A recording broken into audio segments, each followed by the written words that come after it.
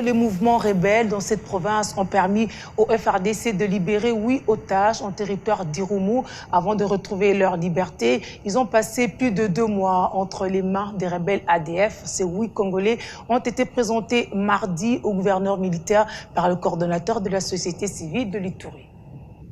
Les opérations militaires contre les ADF et leurs supplétifs se poursuivent sans désemparer. Les résultats sont de plus en plus probants et prometteurs. Neutralisation de leurs commandants, la destruction de leurs bastions, la récupération des armes et munitions de guerre et plusieurs capturés arrêtés sur le champ de bataille. Dans la foulée, les forces loyalistes assurent et protègent la population, mais aussi ils consolident la sécurité dans des zones conquises en territoire d'Irumu. Par conséquent, on observe le retour de la population dans leurs milieux respectifs, ainsi que la libération de plusieurs compatriotes congolais, jadis otages des terroristes ADF MTM depuis 2 mois. Dieudonné Lossa, coordonnateur de la société civile de l'Ituri, remercie les autorités militaires de l'état de siège d'avoir sauver la vie de 8 civils parmi lesquels le peuple autochtone. Ils ont été entraînés des ADF, ils les ont fait travailler comme des ouvriers, des esclaves pendant 2 mois.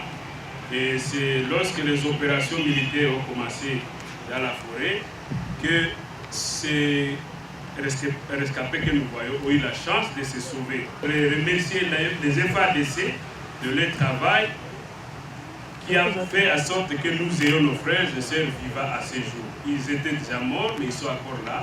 C'est à cause des travaux que vous faites et aussi une des actions positives de l'État de siège. Même son de cloche du côté du chef coutumier de Wallace Vunkutu, qui a accompagné ses compatriotes au gouvernorat de province. Ile yote iko watu ya Wallace Vunkutu.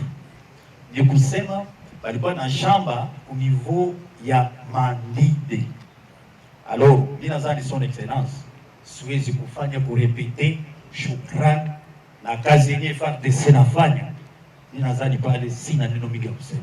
Le premier citoyen de la province, le lieutenant-général Luboyakan Chamadjoni, s'engage pour leur prise en charge holistique jusqu'au retour dans leur village d'origine.